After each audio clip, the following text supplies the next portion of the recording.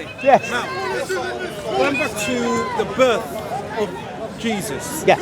In Luke, I'm just going to sort of kind of bullet point them in terms of the events that happened in Luke.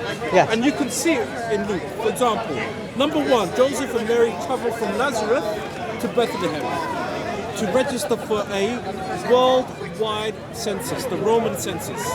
This is in chapter 1, verse 5. 1 verse 5. And then Jesus is born and worshipped by the shepherds. Then on the 8th day he is circumcised. On the 8th day. Then Joseph and Mary perform the rites of purification in the temple according to the law. And this is a reference to Leviticus. And this happens on the 33rd day after circumcision. And this is in Luke, by the way. Okay. I'll give you the verses. And then at the end, when they finish, they return to Nazareth. So basically, Jesus is born, worshipped by the shepherds. Shepherds. On the 8th day, he's circumcised. Okay. Then they do the rituals. His parents do the rituals. And then they travel back to Nazareth. Now, give me that verse where they travel back to Nazareth. Just want to get onto that a moment. When they finish, they return to Nazareth. Yeah, here we are. Verse 39. Verse 9.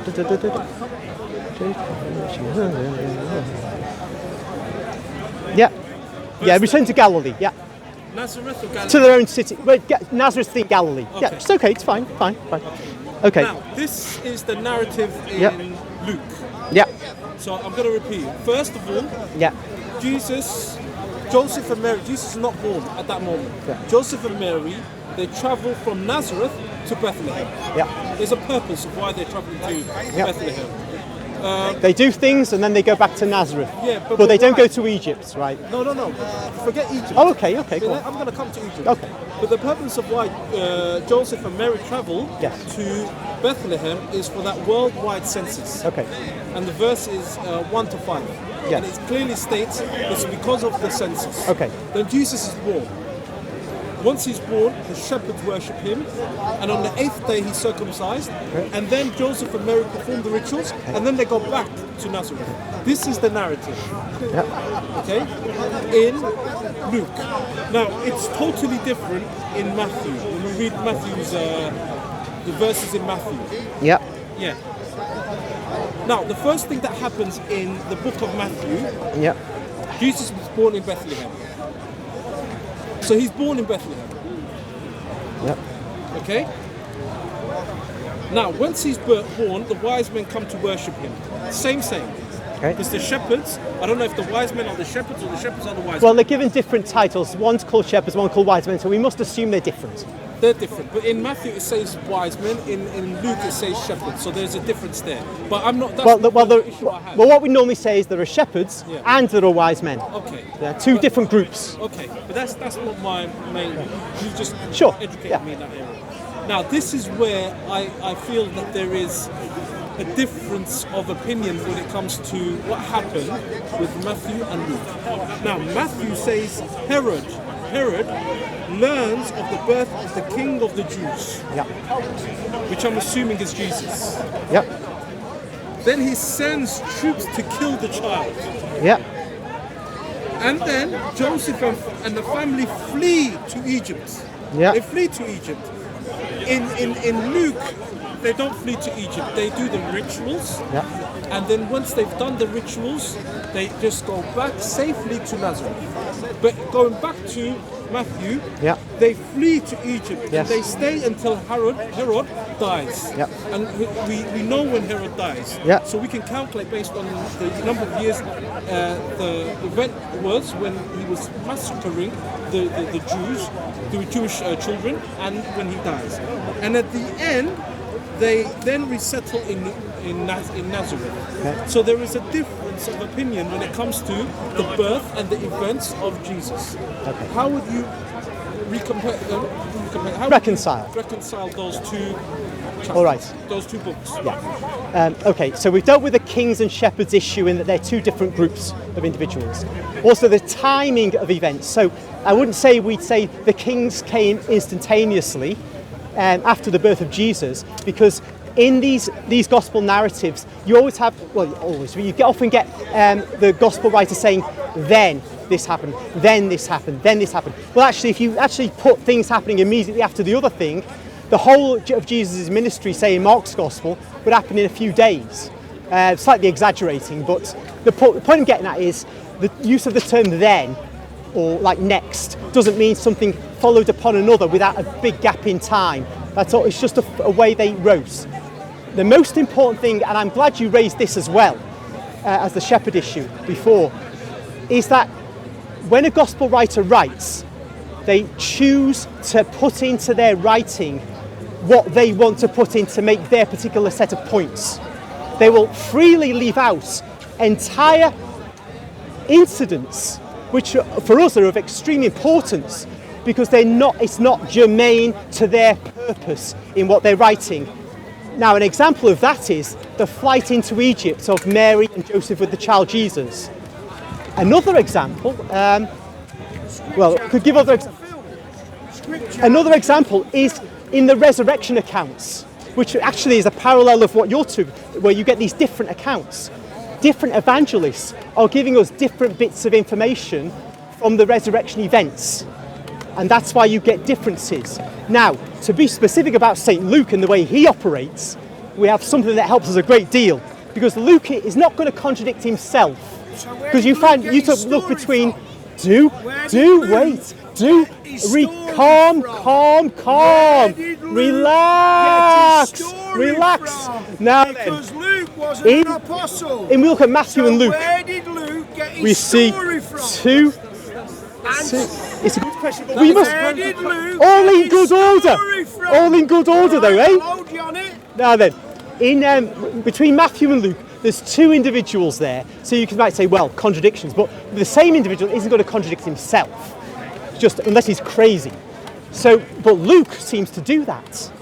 At the end of his gospel, which is at the ascension of Jesus, he says, then he led them out. This is Luke 24:50.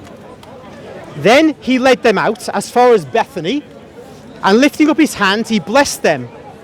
While he blessed them, he parted from them and was carried up into heaven. And they worshipped him and returned to Jerusalem with great joy. And were continually in the temple blessing God. Something else. No, I'll show you what I'm talking about. I'll show you. There's a reason.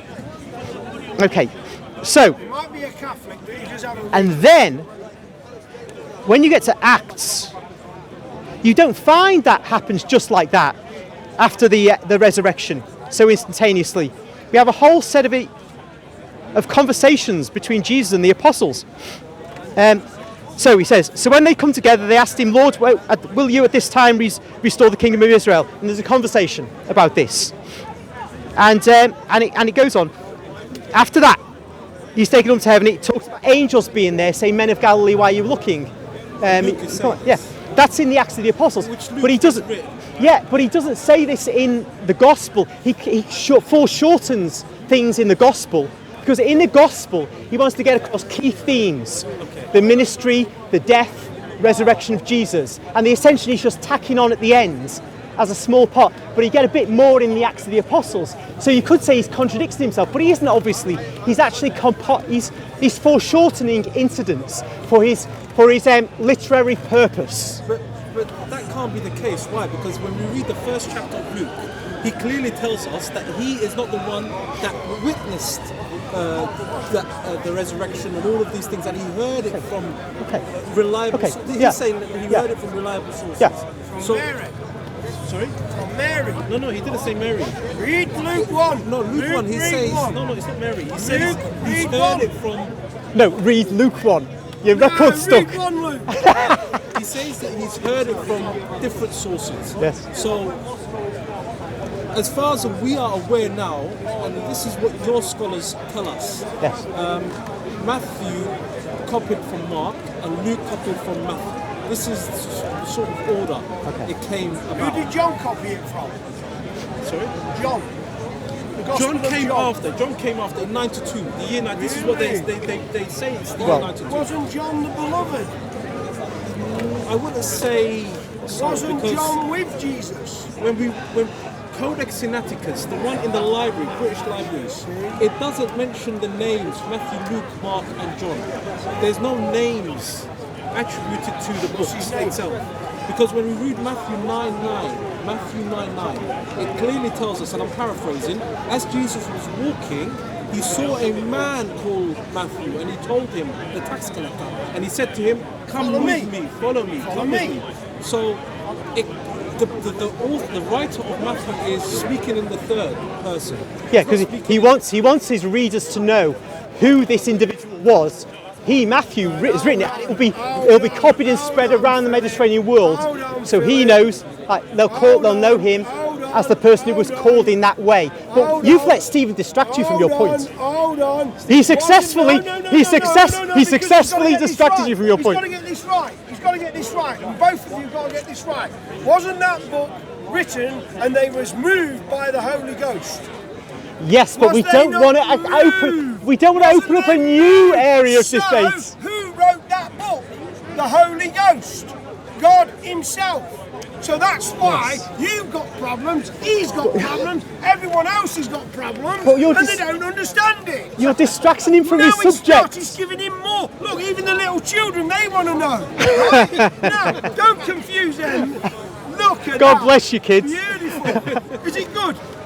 Have you been in the park? Yeah. Have you had a good time? Well, I tell you what, this is amazing. And this man's been coming here for 50 years. Well, 40 years. I've been coming for 50. And have a guess what? He teaches me something. Now he's teaching me things. And then I have to put them right. He's the daddy. Right? Is that he's right? our daddy. That's your daddy, but he's our daddy. And you know what my children say? They go, "Mum, is Uncle right?" They go, "Yeah." Does he have the answer to everything? Yeah. Because if there's a question, there's an answer. Yes? Yes! Oh, you've made my Christmas, ladies. Bless you. God bless him. Bless him. Now, you want to get back onto where you were? Yeah, so, yes. Just let's not go on to the point about how Luke found out what he found out. That's where Stephen jumped in and took you off. Let's go back to what Luke says.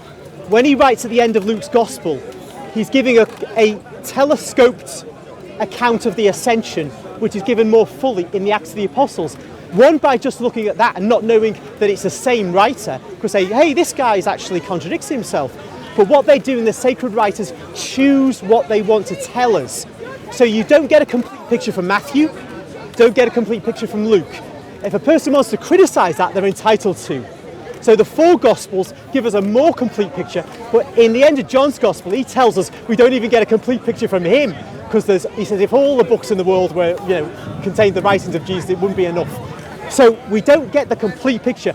That's why the Church of Rome gives us all we need to know. And the Church of Rome do not. that's the key thing about Luke.